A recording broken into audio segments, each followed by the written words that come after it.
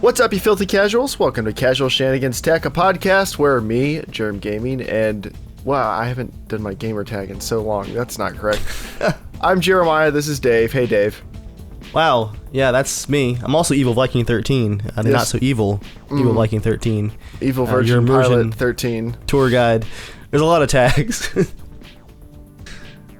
But we answer your computer build and part-related questions. This is the little brother podcast to the Casual Shenanigans Gaming podcast, which is coming up on episode 200 very, very soon. I doubt there's anyone who listens to this podcast who doesn't also listen to Casual Shenanigans. I don't know how you would have found this podcast except for Casual Shenanigans. So, welcome everybody. As always, you can write in to be a part of the show. casualshenanigans@gmail.com. Sorry, it's late in the evening. And I can barely speak on a good day. And just give us details on your build, and we will do what we can to help you out. If you have any questions, you can always write back into us. So, Dave, let's start the podcast, like we always do, with a rig report. Ooh. Rig report. Dun dun dun dun dun dun dun dun.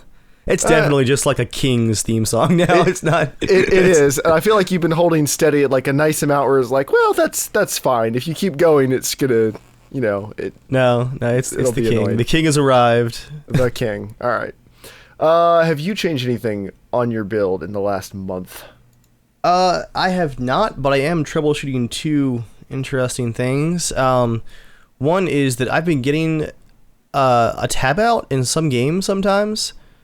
Like, I'll be playing, Battlefield especially is a big one, and I'll get tabbed out to my desktop, and there's just nothing happening. Like, nothing's asking for attention, it just happens.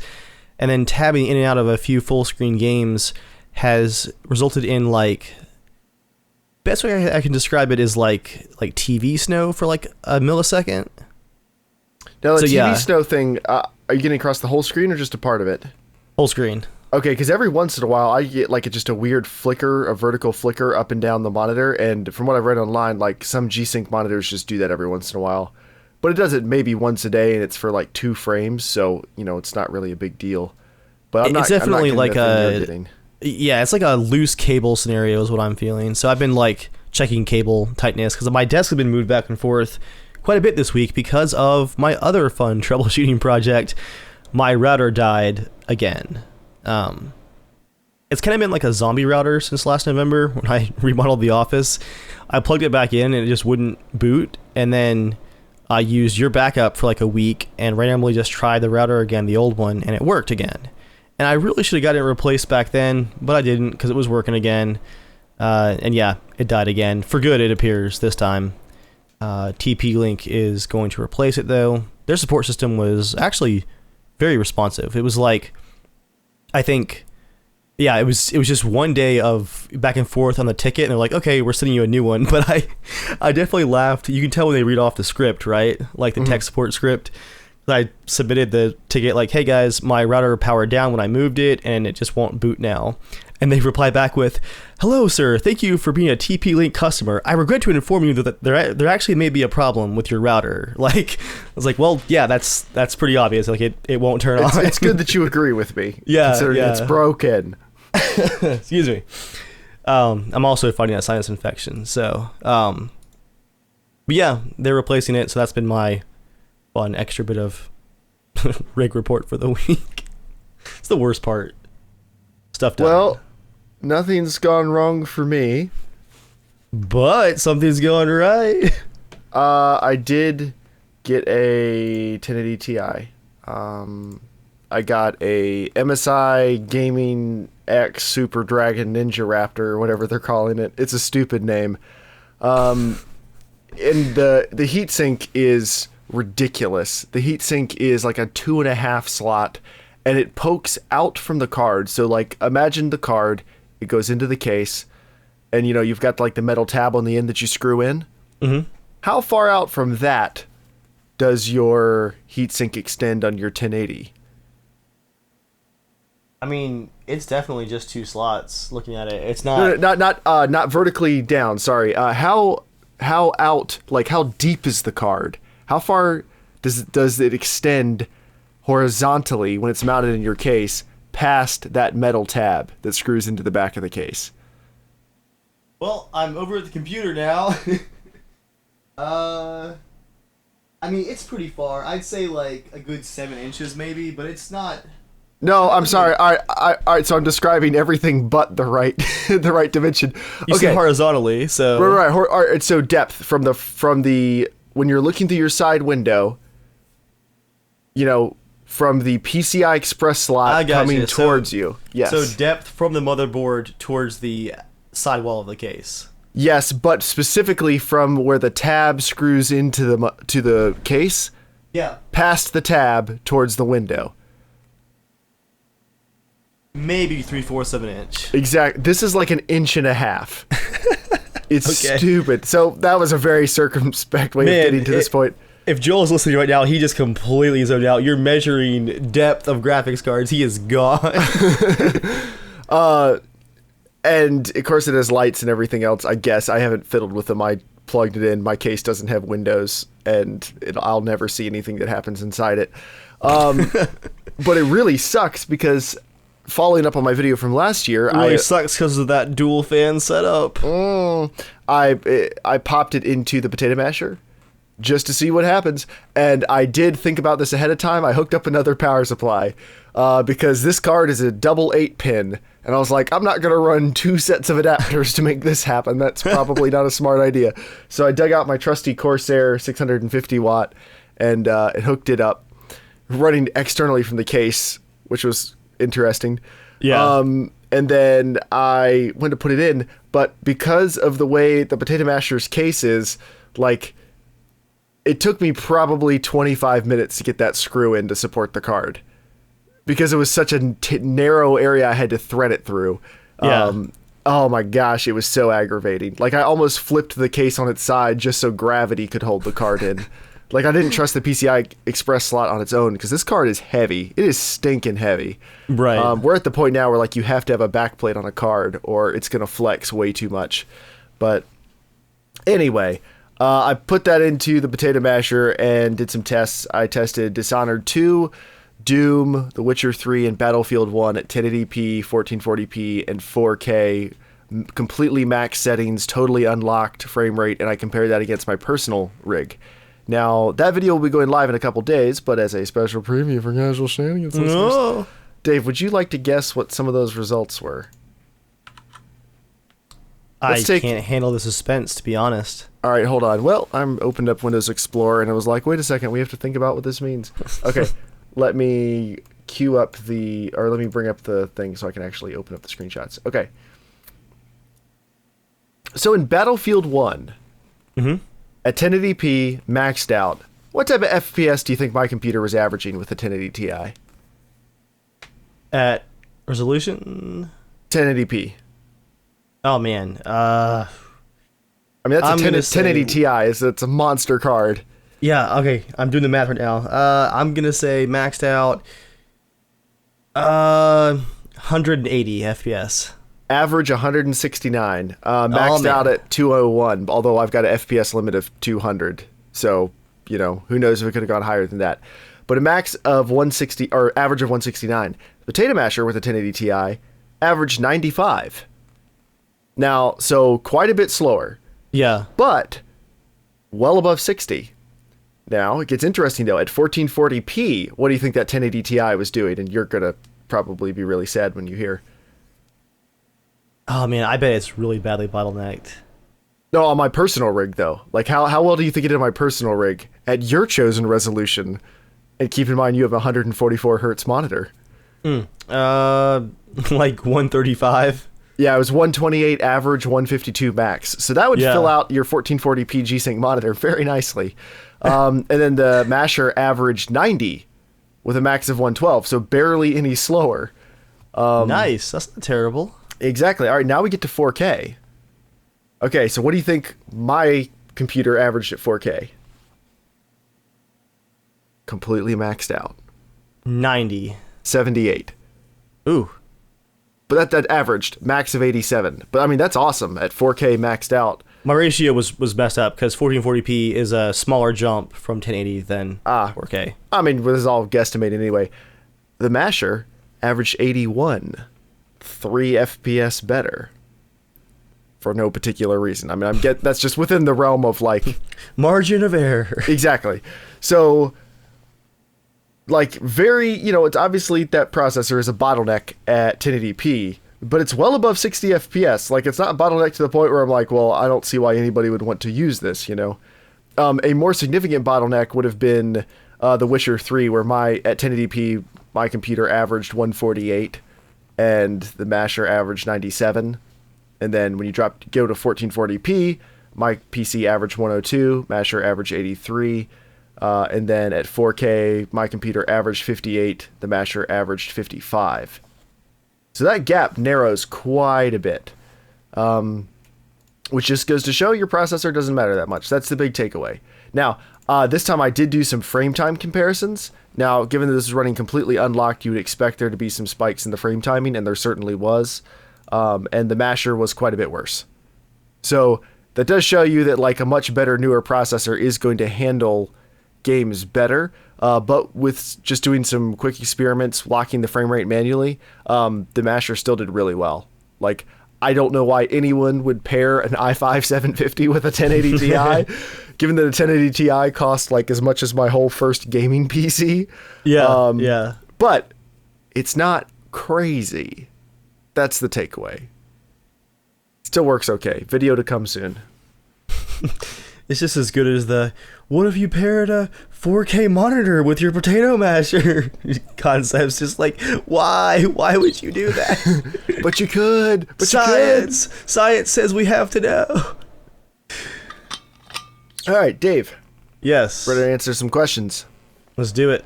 All right. First question. Matt writes into casualshenanigans@gmail.com, just like you can, says, "Hi, I'm Matthew, and I don't know if this will get to the podcast of Casual Shenanigans." That's a weird way to say that. But if it does, I'd like your input on some tech things I've been working on. My coworker got me into listening to your podcast, and now I'm writing to you. Thank you to Matt's coworker. My build is this. I think it means his prospective build, because I'm assuming if he already built it, he doesn't need our advice. But right. It's an i5 7600K, MSI Z270 motherboard, Corsair H60 cooler, Samsung 850 250 gig SSD, Western Digital Caviar Blue 1TB hard drive, EVGA 1060 3GB, and an EVGA Supernova 550 watt power supply. Okay, so here's his question. For starters, I've heard you guys talk about the RX 480 and the GTX 1070 from one of your earlier podcasts. I'm thinking of going with the RX 480 due to being on a budget and because I don't really want to future-proof and I want to try AMD instead of NVIDIA. So I guess his current build has a 1060, or he's thinking about getting a 1060 3GB. If you have any recommendations about staying with NVIDIA or going to AMD, please forward them or discuss them on the podcast. Dave, any reason he should go with AMD or NVIDIA? Not if price is his primary concern. Yeah. I don't think there's a particular reason to go either direction. Certainly not in his budget. I mean, the $150 to $250 price range, NVIDIA and AMD both have some really competitive cards that perform very similar. If he already has a 1060 3GB, I would not upgrade to an RX 480. It's a better card, but that's like way too quick of a time to upgrade. Like it's a better card, but it's not going to be so much better that you're going to be like, oh wow, this is totally worth the $100 I took in a loss selling this 1060 and getting the 480. So I'd hang on to that. But if he doesn't have a card yet and he's thinking about getting one, the 1070, of course, is a better card than the 480 by quite a bit. The 480 competes against the 1060. I'm not really sure why he's comparison shopping the two of them. But so the next thing is my monitor. I'm looking at two LG 25-inch ultra wides. Those are the 2560 by 1080p monitors, 60 hertz. My current dual monitor setup is a 25-inch HP LCD 1920 by 1080p, so it's 16:9, and a 27-inch Dell with a 5 millisecond response time and AMD FreeSync. Should I buy another Dell or go with the two LGs? Would the AMD work well with either one, or should I invest in NVIDIA? Well, NVIDIA won't work with FreeSync. So if you want to keep FreeSync, and it would make sense if you'd want to, then you definitely want to go with an AMD card. Finally, I wanted to ask about 4-pin fans for cooling. I'm currently using 3-pin fans, but I don't know if I should keep them in there or take those out for 3 4-pin fans instead. What would be an advantage of each and a disadvantage of each? We're not giving you set reasons, Matthew. What should I tell you to do? Today on our 3 versus 4 pin fan white paper. And Joel is asleep. The real fun can begin. Not just asleep. He might have actually just, like, I think his heart would have stopped right there for a minute. His heartbeat just slows down so much. All right, let's answer the fan question really quick. Dave, what's the difference between a 4 pin and a 3 pin? Power management and speed control. And after dealing with this recently, I will always choose a 4 pin for important parts of my setup, like the cooling system, like on a radiator. I'll always go 4 pin. And honestly, if you can, stretch your budget, do 4 pin for everything. Let your motherboard do all the thinking.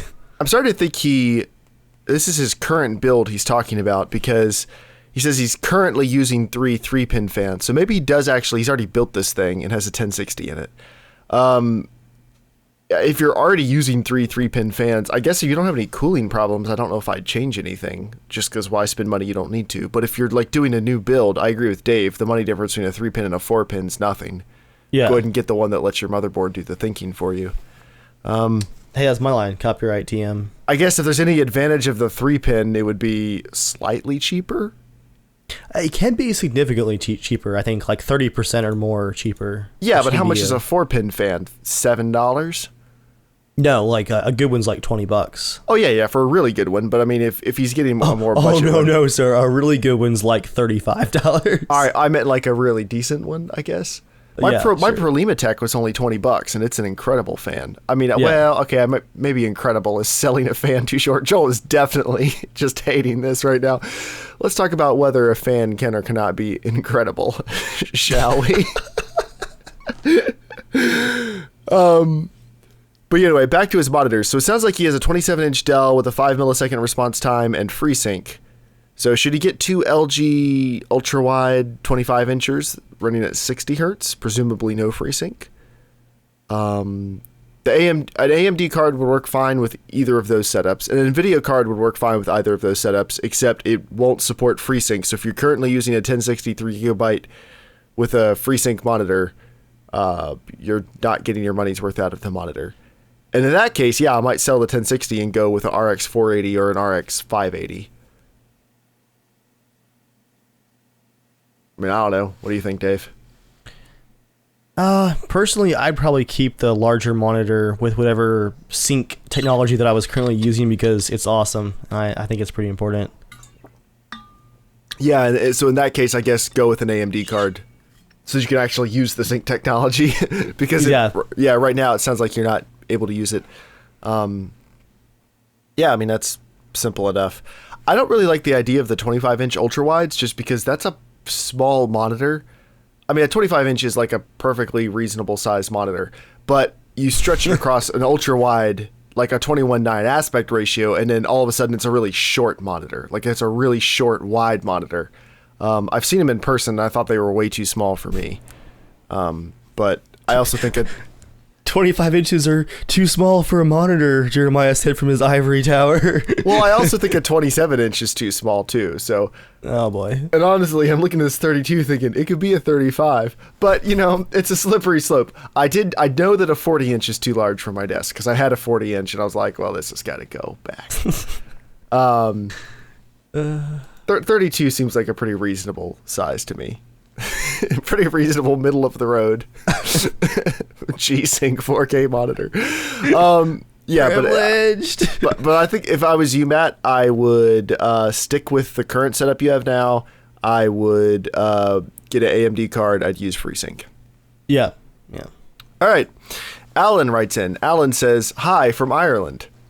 I built my current PC way back in 2011. While bits and bobs have been added or upgraded, new GPUs, SSD, more RAM, the guts are unchanged in those 6 years. I have an i5 2500K at 4 GHz, an Asus P8 P67 Pro motherboard, 16 gigabytes of DDR3, a Crucial MX100 512 gig SSD, together with a smaller Samsung 128 gig one, and an MSI Twin Frozer GTX 970. The name Twin Frozer, I have always thought, is one of the stupidest names for a cooler I've ever heard. But yeah, I bought the MSI Super Dragon Ninja Edition, so what do I know?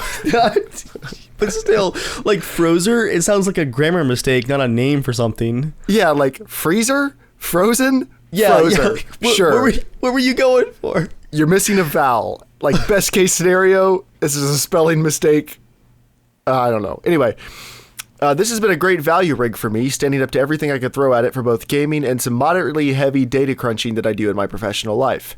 Recently, though, he's a hacker, obviously. Though, it's beginning to show its age. Battlefield 1 is eating up 95% of the CPU, and some of my data work is no quicker than on my i3 work machine.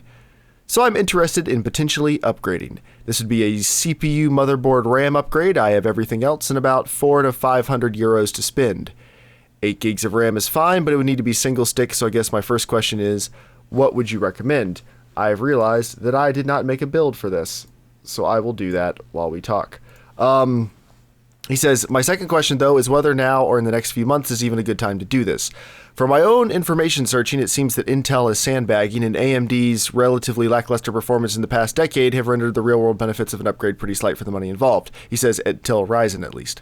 Also, the price of RAM right now is staggering. Like many of you, I wear many hats, including father to 3 small boys. Seriously, we go through the production of a small dairy and bakery in the week. It's crazy. So the money needs to be well spent.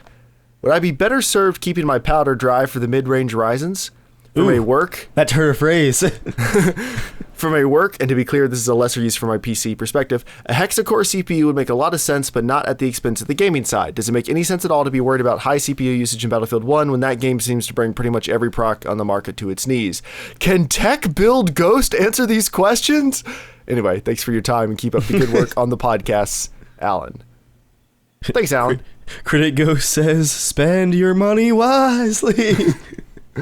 I'm going to switch PC Part Picker over to the United Kingdom. Hopefully, even though he's from Ireland, he doesn't have any bitterness about the United Kingdom. I don't understand how that whole dynamic works. So I would say I think Ryzen is a great place to hop into this, especially if you have 400 to 500 pounds to spend. Reason being, Ryzen's pretty awesome. I don't know. I mean, Ryzen for mid-range CPUs, like their high-end ones, I mean, their highest-end one is 440 pounds, it looks like. I don't know what the pound to euro conversion is, so hopefully I can just use his 400 to 500 thing and we'll be good. They're pretty much as good as $1,000 Intel processors when it comes to data crunching. So that would be great for them. And then for gaming, they're a little bit worse than Intel's of the same price, unless you get to games that can really use a lot of cores, and then you look at frame time, and actually Ryzen tends to do better because they just have so many cores. So they're great, actually. Like Ryzen, people will dump on AMD for the smallest things, but viewed a little more objectively, Ryzen is an awesome success. We'll see what they do with the platform long term, but I would wholeheartedly recommend Ryzen for pretty much anything. So yeah, the data crunching especially, that's a great fit. And upgrading from a Sandy Bridge CPU, this is going to be just faster all the way around, so not much of a downside. And I'm curious if we can get a you mentioned mid-range Ryzen. Can we get a Ryzen 7 1700 in? Because that would be a 3 gigahertz hyper-threaded 8-core 16 threads. We'll see if we can even make that work in the budget, though. Because you'd probably want to do a little bit of overclocking to get the most out of it. That's the spirit. Well, it's 3 gigahertz, and like you can, Dave, can you do a quick Google search? What can you overclock a Ryzen 7 1700? Not the 1700X, just the 1700. What is a reasonable amount you might be able to upgrade this or overclock this thing? Let's take a look. All right, there's some old threads. Oh boy, what do we got here? Let's look at some more professional results first, I think. I will also Google that real quick. Oh, no, I've got this. Yes, sir. You gave me one menial task. One. I mean, if you wanted more, I could do that.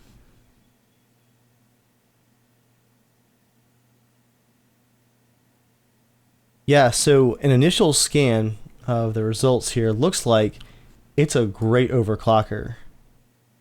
And that's, again, like you said, not the, what is it, the X version or the... Right, just the regular old Ryzen 7 1700. Yeah. Yeah, it is a little bit power hungry. I mean, it's got a 65 watt TDP, 95 watt TDP. Which can...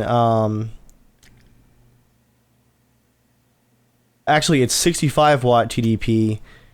And overclocking can take it up to 214 watts. Ah, okay. But what speed? Will we hit 4 gigahertz? It looks like 4 to 4.2 is the maximum. Okay. But which is pretty good. So he's running a 2500K at 4 gigahertz, so that's a good comparison. Yeah, it looks like 3.9 or 4 is achievable by most of them. And that makes this CPU incredibly competitive. Ooh, it is doing well. Yeah. Nice. And could you look up a quick Battlefield 1 benchmark, if you don't mind? Let me see what this guy is testing with right here. Civilization, Rise of the Tomb Raider, Hitman. Ah, no, Battlefield.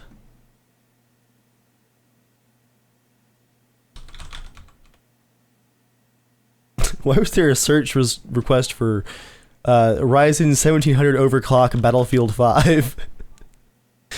That is not Battlefield 5. Good. Or will it be Battlefield 0? Who knows? Don't you like those reviews where you have to click a drop down to go to every single page? I normally do like those. This one has 2 pages. It's cool. Good thing you find the drop down. No, this is all 1 page. What's happening? All right, so while you're looking, the build I've spec'd out has a Ryzen 7 1700, 8-core hyper-threaded, so 16 virtual core processor, a Cooler Master Hyper 212, an Asus Prime B350 motherboard, and 16 gigs of Corsair Vengeance RAM. That comes out to a nice, clean 507 pounds, or euros, whatever the L is. And if that is slightly too expensive, you could drop down to the Ryzen 7 1600 or the 1500X or something. You don't have to get the 1700. If you can stretch your budget to the 1700, I'd do it just for your data crunching. Mm-hmm. But Battlefield 1, does it look like he's going to be okay? I found results for the 1700K with a slight overclock. It's pretty similar. It looks like an average FPS of 132. That'll do. Yeah. Yeah, so I'd pretty much not worry about it. So Battlefield 1 does eat CPUs, but after a couple patches, like my 4790K at stock clocks is not getting used more than 70% on any one core. So it's not too bad. I wouldn't be scared to go with it, with this setup. I think you'd be totally fine. So we'll send you links to all that stuff. But what do you think, Dave? 16 gigs of RAM, new motherboard, and an 8-core processor, all for 507 pounds.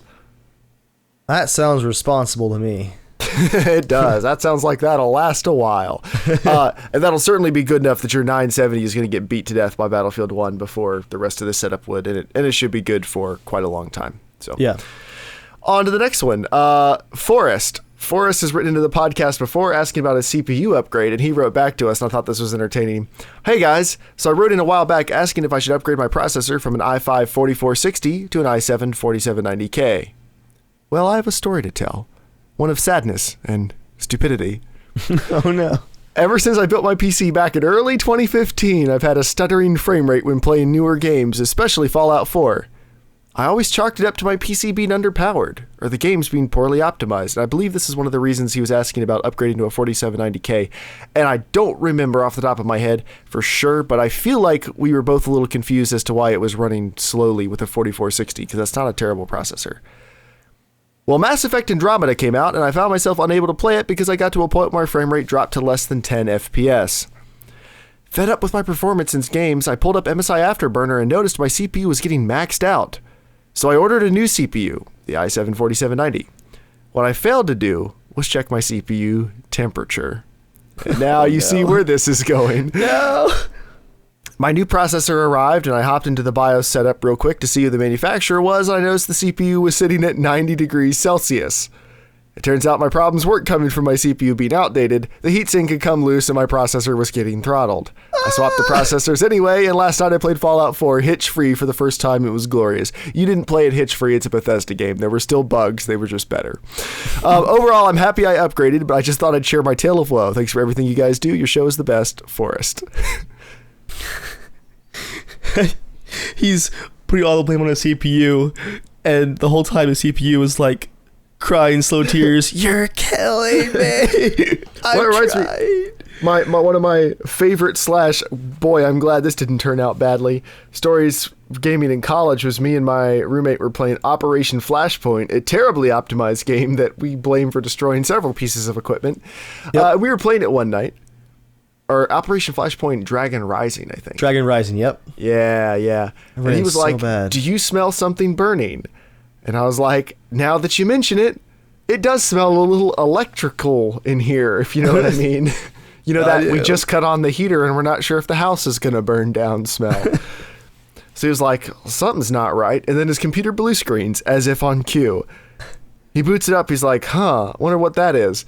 Goes into the BIOS. His CPU, which is an Athlon X2, so one of those dual-core Athlons, is sitting at a toasty 104 degrees Celsius. It's above boiling. His heatsink fan had just quit, like, all of a sudden. Beautiful. Game performance got worse, and then everything crashed and died. So I've had this happen to me on a friend's build as recently as a couple months ago. When in doubt, it's never a bad idea to detect your temperatures. That's one of the main reasons I like MSI Afterburner. You can queue up your GPU temperature, your memory speed, your CPU temperature, how much every single core is getting used. Like, you can add 25 variables and then just stress it in a game or two and just look for outliers. Look for something that doesn't look right. Right. Quite often that'll help you. And if that thing that doesn't look right is that you like downloading a lot of anime from questionable websites and you're curious why your computer performs really poorly, congratulations, you're probably hosting a botnet.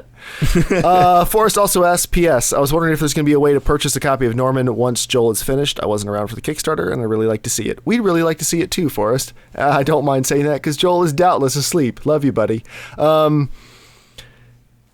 don't really know, I guess, right? Like, when he's done, he's going to try to sell it to a publisher or something? Yeah, I think it should be available for everyone to like buy a copy of once it's actually out. I'll make sure it hits the torrent sites. I'm in for a Blu-ray copy, so. All right, Dylan writes in. First off, I would like to once again thank you for your help with my last build. Unfortunately, I was never in the position I'd hoped to be able to purchase the computer that was in that build. Some things in life happened and ultimately made it impossible for me to make that big of a purchase. I'm now in a position where I would once again like to start playing games again and at high quality. More importantly, I actually have the money in hand this time, and I'm fully prepared to spend it. Yes. Only this time I have to spend a bit less. I have a $750 budget and would obviously love to save as much as possible. I'd love it if you guys could help me put together a build if you aren't too swamped. We are not, Dylan, as long as you don't mind that we're getting to this email 10 days after you sent it. Something I really want to focus on with this build is simplicity. It doesn't have to be good looking. I also want to focus heavily on the future. I cannot afford things like 1440p or 4K at the moment, so I want something I can upgrade in the future easily to reach 1440p or 4K. I basically only want to replace things like a graphics card or something in the future, not buy an entire new system. Some of my wants are 1080p 60 FPS when Witcher 3, Fallout 4, Mass Effect Andromeda, Skyrim with lots of mods, etc. Very high settings, decent amount of VRAM, easily upgradable or future-proof, 1440p and 4K as options in the future. And some of the uses of this would be mostly gaming, schoolwork, web browsing, light programming. I have a very light understanding of computer parts, what everything does. I know what most of the main parts do, but little things like the difference between RAM types, he's not so sure. My last question would be, would you recommend the Potato Masher to me?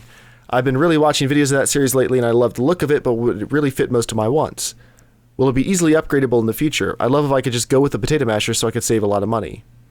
Thank you for your time and help. I would really appreciate the help. If there's any information I could provide that make things easier or anything I could do, please tell me and I'll do everything that I can.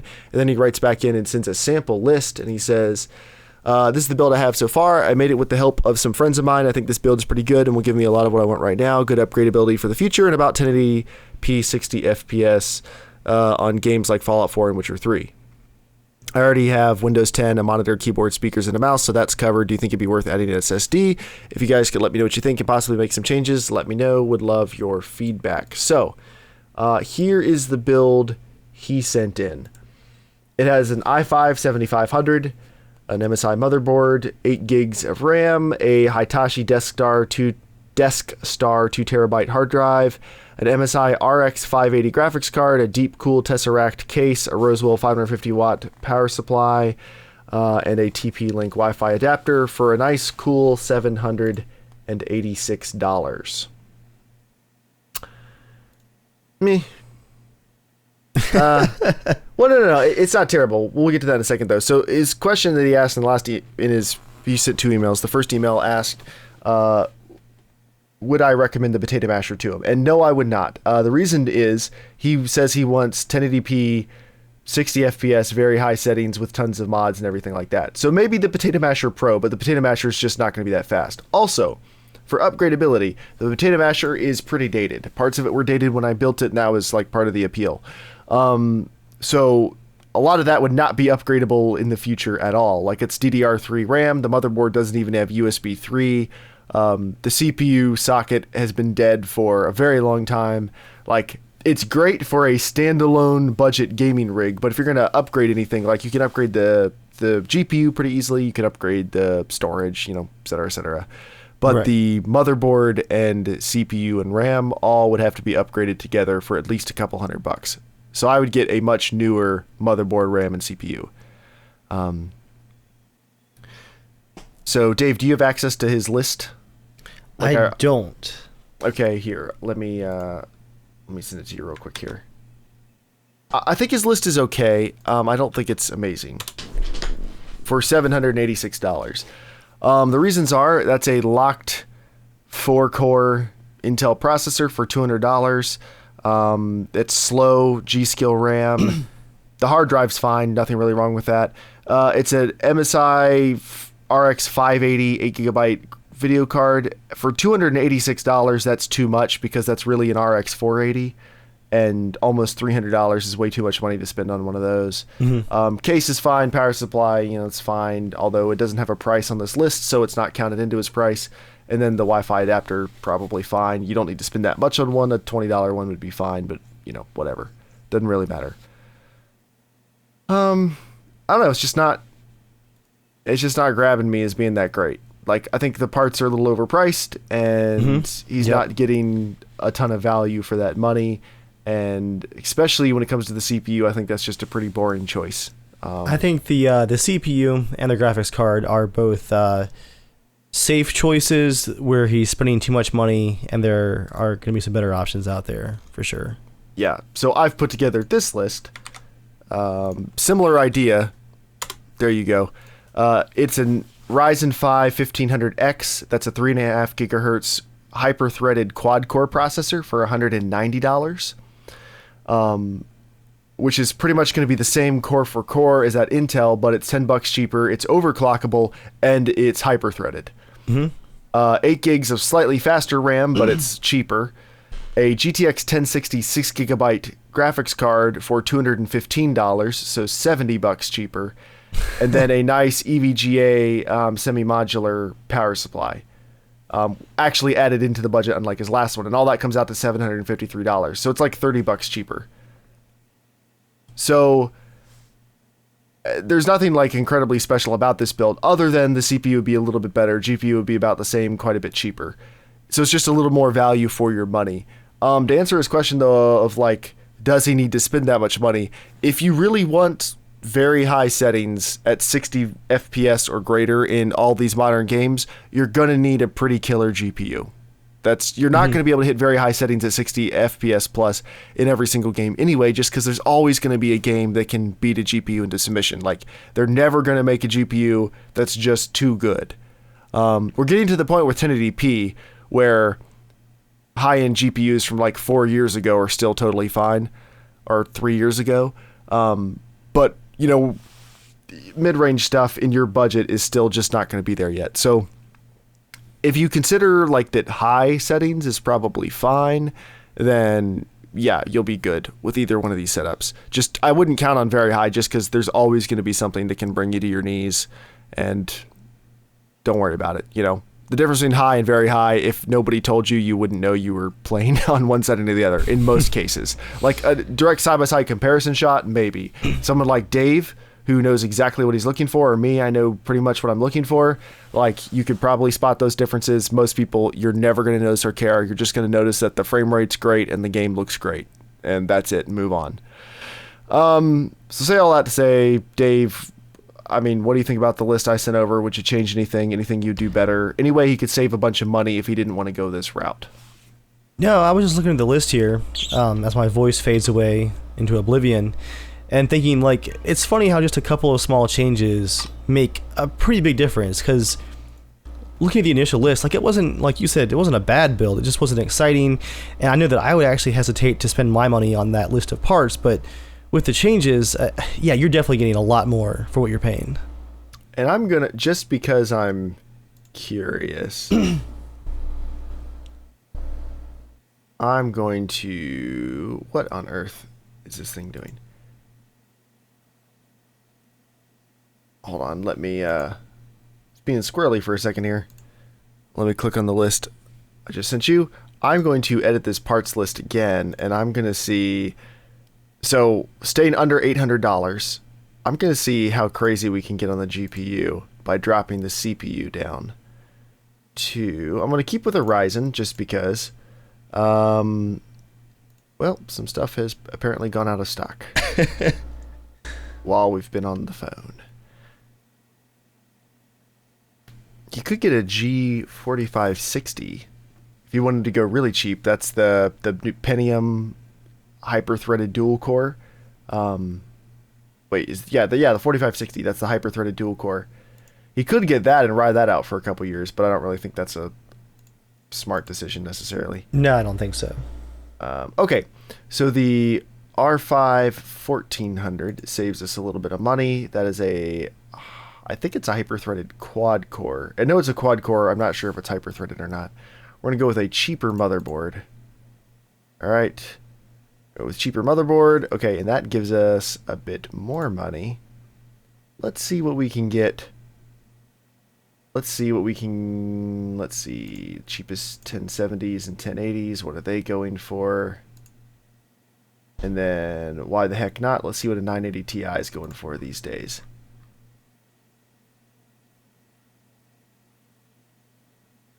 That's still going to get us to about $850. Okay, so I can't fit in a significantly better GPU into that build. So I'd stick with that build probably. If you want to get down below $500, you're going to need to compromise a little bit on some of the very high settings of the 60 FPS and everything. But with a little bit of creative shopping, you could totally do it. Let us know if you want to go that way, and we could help you. But for $750, I think this is a very solid build. It's a better platform than the Potato Masher Pro. Although the frame rates right now would probably not be really any better than the Potato Masher Pro, except in CPU locked games, which there have been a few. So like in Battlefield 1 or Watch Dogs 2 or something like that really uses a lot of CPU, this would be better than Potato Masher Pro for a couple $100 more. And then going forward, you can probably keep that processor platform as a base and go for like the next 4 or 5 years without much problems and just upgrade your GPU. So that's probably what I do. Okay, last one is from Abdul. Hey everyone, so I'm starting to notice that I'm getting allergic to 30 cinematic FPS. Now I want to transition to PC gaming. I'm planning to build a PC at the end of the year. When I showed this build to my PC friends, they're just a little bit angry, to say the least. The reason? The monitor. I'm planning to get the Samsung C34 F791. Come on, guys. Why do you name stuff like this? Like, there's no middle ground. It's either like the Dragon HyperX Extreme, Infinity White Knight Edition, or a giant list of numbers and letters. Or your Apple, where you've just made the MacBook Pro for 10 years. Which MacBook Pro? Well, we just date it by the year. Well, not by the year. They literally, it's the late 2013 or the early 2013 model. Like when you open up the About the computer, that's what it says. Late 2013 or early 2013. And like sometimes there is no year model. Yeah, it's just like, there's a range. I'm saying like, end up somewhere on there. Samsung's got a good thing going. You know, the S8 is newer than the S7, which is newer than the S6, etc., etc. So anyway, that monitor is a 3440 by 1440 ultra wide with 100 hertz refresh rate and FreeSync, but the cost is close to the price of the PC itself. That is about a $950 monitor, and it is pretty. His argument is monitors are an investment. I don't want my monitor to be a bottleneck when I upgrade the GPU to play at high resolutions or frame rates. And I want to have a completely different experience from the PS4 in terms of resolution and frame rate. But his friend's argument is no monitor is worth that price tag, and you should get a 1080 60Hz monitor for $120. So who's right in your opinion? And how much should I spend on a monitor? Here's the build if we're interested. We are. The purpose of the build is game development and gaming. He has a 1070 in there as a placeholder for an equivalent or better Vega card, and he's debating between the Ryzen 1700 and 1600. A little help would be appreciated. The soon to ascend to the master race, Abdul. So here is the build that he's considering. And this is not a cheap build either, so everyone knows. This is a decently high-end build, or like a pretty solid mid-range build. Currently, he has a Ryzen 1700, so that's the 3 gigahertz, 8-core, hyper-threaded 8-core processor, MSI motherboard, 16 gigs of Corsair Vengeance RAM, a Crucial MX300 525 gig SSD, Hitachi UltraStar 3 terabyte hard drive. Actually, wait, is this the one I already made changes to? It may not. Yeah, okay. Everything was correct up till the hard drive. He had a Seagate Barracuda 2 terabyte, an EVGA 1070 Founders Edition, a fractal design defined mini C case, EVGA Supernova 550 watt gold fully modular power supply, Windows 10 Pro, Nashua fans, fractal fans, that Samsung monitor for $875, a Logitech keyboard, and a Zowie mouse. I've never heard of Zowie. Wired optical mouse for $60. What the heck are you getting for your money? Because that is a boring looking mouse, but it has 462 extremely positive reviews on Amazon, so it must be pretty good. Okay. So, Dave. Yes. Let's start with the easy question. He has a 1070 in there priced at $389. Is that a good deal? The answer is no. Why is that not a good deal? Because the 1080 Ti is out, and prices are falling everywhere on everything else. Yeah, 1080s are hitting like the 400 to 450 mark on a pretty regular basis, which is pretty awesome. Is that used? No, like new. Oh my. 500 seems to be normal, and then I'm seeing them for 4 to 450 like at least once a week. There's some sort of deal. But yeah, I wouldn't pay almost 400 for a 1070 in that case. Second problem, besides the fact that he has a $900 monitor in there, which isn't really I mean, Dave and I both have pretty expensive monitors. I think the MSRP on mine was $1,600. I certainly didn't pay that. I didn't pay that much for it, and I don't think anyone else did, because they dropped the MSRP down to $1,200, which I also did not pay, but I paid $800.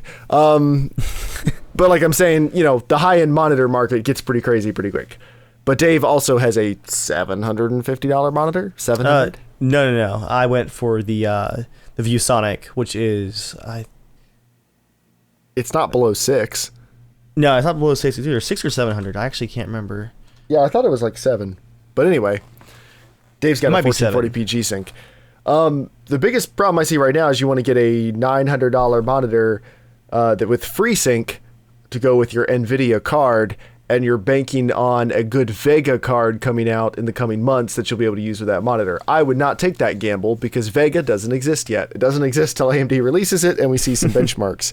So I would not tie $900 up in a monitor where a couple $100 of that, like, the monitor doesn't need to cost that much, but at least some of that money is probably because it's a FreeSync monitor and they can charge a little more for such an exotic, curved, pretty monitor.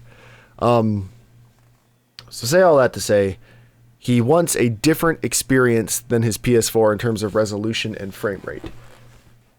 Ignoring like how much stuff costs, we can look at an updated build here in a couple minutes.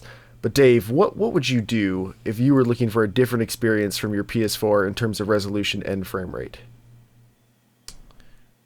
Would you get that $900 monitor, or would you do something else? If I'm aiming at anything over 30, then I think I'd be on the right track as far as frame rate goes. Yeah, so my monitor is like, what, 7 PS4s? If I could only hit 144 at the ultra settings that my heart desires. Yeah, I mean, you've got so many options. Looking over his parts list here, stand by.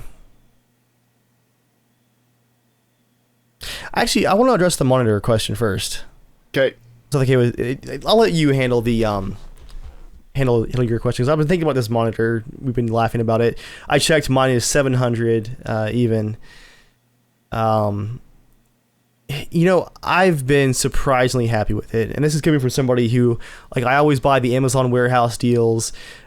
Before I bought this ViewSonic 165 hertz monitor, I was using a off-brand monoprice 27-inch IPS 1440p, but it was like a reject from like the Apple factory. Had a 3-inch bezel on it. It was ridiculous. I used that for almost 3 years, I think, as my primary monitor in my home office. Like, I still can't believe I kept it for that long.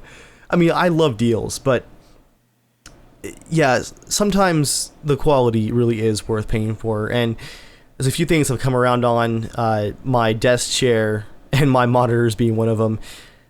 I think he can make an argument for that Samsung monitor. That would be pretty glorious. At the same time, I'm not sure if the ultra-wide is the best solution. That may put you into the territory of playing the compatibility game. You know, like, does this game have a patch that I need to install? And dropping that much cash on something that you have to tinker with might hurt. But yeah, I don't know. I'm definitely leaning towards the, you know, buy that for the experience and enjoy it side of things for the monitor. We have a disagreement here. Yeah. Well, all right, so here's my thing. First, I don't think you should get a placeholder NVIDIA card with a FreeSync monitor under any circumstances, just because you don't know that AMD is going to release something that's going to be able to drive that. And 3440 by 1440, that's a pretty demanding resolution. I would not want to be driving that with a 480. Or a 580, which is the best AMD card you can currently buy, more or less. I don't know. Oh shoot, what's their high-end card from like a year and a half ago? I forget what it's called. The Fury. I don't think the Fury X is really going to be significantly better than a 580 in that regard. It is a very pretty monitor, but if you're looking to get a different experience than your PS4 in resolution and frame rate, something to keep in mind with a 21:9 aspect ratio is not every game's going to support it really well. Some games you have to play like just in the middle of the monitor, or you have to spend more time fiddling with them, which you may not enjoy if you're trying to move away from a console. Like, you may not want to be adding excessive fiddling to get things to work. Another thing to keep in mind is, just the frame rate's going to be a pretty big difference. So, you know, if you listen to the podcast, Dave and I are huge fans of variable refresh rate monitors. Like, we're both fully converted over to that now. Mm-hmm. And while Dave has a high frame rate monitor, I have a normal frame rate monitor. Like, I think we both care about that less than the variable refresh rate, but I mean, 144 hertz, I think, would certainly qualify as being different than a PS4. So something to consider is you could get a 1440p FreeSync monitor, like a regular 1440p one, for quite a bit less money. And you could always use that for a couple years, and then if you really like it, sell it and get like an ultra wide. But I think like this ultra wide just might be too expensive right now. And I don't know that I would recommend it. Just for that much money, I don't think it's that good. That's my piece. Let me see what can you get a 1440p FreeSync for? You can get an Asus 27-inch 1440p FreeSync for $510. For that, for that much, might as well just get G-Sync. Because, sweet. No, not that Dell. Different Dell. There it is. Okay, so here's my recommendation. And Dave, we can see what you think. So his build was coming in at about $2,200. Okay? Yeah. Although the hard drive and the motherboard weren't counted in that price. So think about $2,400. In this build, that's the wrong one. Dang it. I've closed. Dang it. I've closed out of the build I did. No. Dang nabbit. Well, the podcast had a good run, guys, but Dear Leader has screwed things over, so we're going to go ahead and call it quits here. Well, now I got to do it live. Dang, now I'm just ticked off now. I had a good parts list too until I closed it out. So his was about $2,400. Okay, Keep that in mind. That's important takeaway. Blah blah blah blah blah blah. I am loading things in right now. I'm going to suggest he goes with the G-Sync. Advantages of G-Sync, it works over the entire range. That's about it. That'd be the big one. It works over the entire range. NVIDIA is also a safe bet because you get what you pay for, and boy, do you pay for it. All right, I almost have the build back. I mean, I'd say AMD is a pretty safe bet at this point too, but G-Sync, from what I can tell, does seem, if you're paying the same exact money, G-Sync is probably going to be a slightly more refined experience than FreeSync. Usually G-Sync is quite a bit more expensive depending on other options, so it's worth weighing the benefits of paying a couple $100 extra and getting a slightly better experience, or having the really good experience that's still better than a regular 60 FPS. So your friend's saying you should just get 1080p 60 hertz for $120. Sure, you can do that. If you're looking to actually spend this much money, though, instead of spending $2,400, can I talk you into $1,600? And that would get you your same Ryzen 7 1700 processor, pretty much the same motherboard, same RAM, same SSD. You could get a 3 terabyte Hitachi hard drive for about the same money, so I'd do that. Instead of getting that placeholder 1070, you could get a gigabyte, the same gigabyte GeForce GTX 1080 that Dave has with the WindForce cooler for a nice cool $500. Keep everything else the same. Well, I got to actually add the monitor back into the list, so it's going to be more than that. This is less of a triumph than I'd hoped. But it still is, it's still going to be better. Okay. It's great to hear this crumble live. Okay, so this comes in at 2150. But it gets you a 1080, and the Dell 27-inch 2560 by 1440 144 hertz G-Sync monitor. It's a TN panel, but everybody who's used this, and I think actually our friend Steven is the latest person to buy one of these. Everybody who's used one agrees this is like probably the best TN panel that's ever been made. It's a TN that is almost as good as an IPS, and if you're a PS4 player, probably none of this means anything to you. It looks better than your TV. Just think that. So it's a pretty high quality monitor. It's G-Sync. It's 1440p. Blah blah blah. It's $550, and that 1080 is going to be significantly faster than a 1070, like 25% faster than a 1070. You're going to save a couple $100 on your build overall, and it's still going to be way better than a PS4. Yeah, that's probably the way I'd go. But and I also I might upgrade that 550 watt gold certified power supply to a 650 watt gold certified power supply, just because 550 watts is cutting it. Like you're honestly, you're fine, but for $10 more, you can go up to a 650 watt, and then you'll have way more headroom with all your demanding parts. So I'd probably do that just to be on the safe side. Again, it's a $10 price difference. Who cares? So that's the modifications I've made to the list. Yeah, I'd probably go this way if it were me, but I also understand what Dave's saying. A nice monitor can be a really fun thing.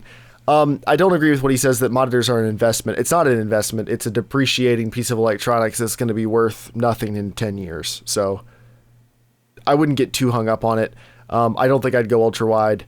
but I definitely think a variable refresh rate monitor is worth an investment if you want to look at it that way. I would definitely try that. I'd never call it an investment. I want to set that record straight right now. I would never call it an investment either, but if you're investing in the experience of using it, like you're investing in an awesome gaming experience and you want to spend more than $2,000, I think a variable refresh rate monitor has to be part of the equation. Yes. Yes, indeed.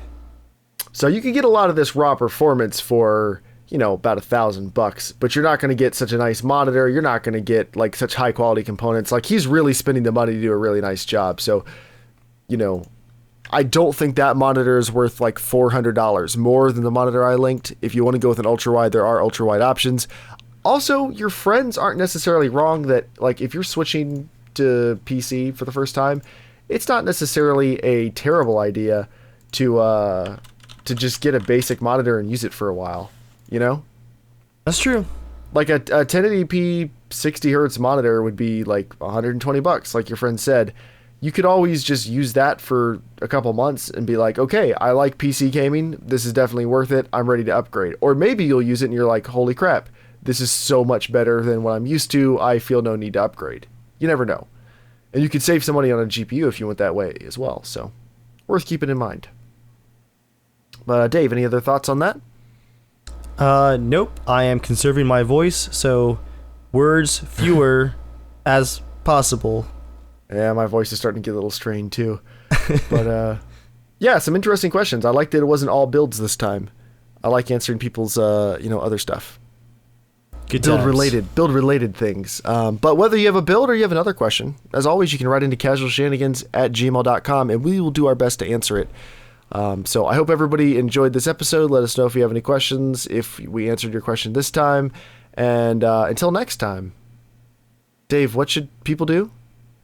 Spend irresponsibly. Exactly. Just unlike the advice we gave during this episode. Well, we gave slightly responsible advice, but Dave was also the one going, nah, get the $900 monitor. Just the monitor's 3 times the price of your console. Do it. You guys hear those RX Racer chairs? DX Racer? Are you even a YouTuber? Are you even a YouTuber? Can you tell who owns the Office Max chair?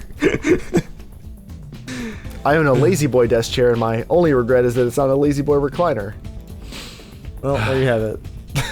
All right, everybody, thank you for coming out, and we'll talk to you later. See ya.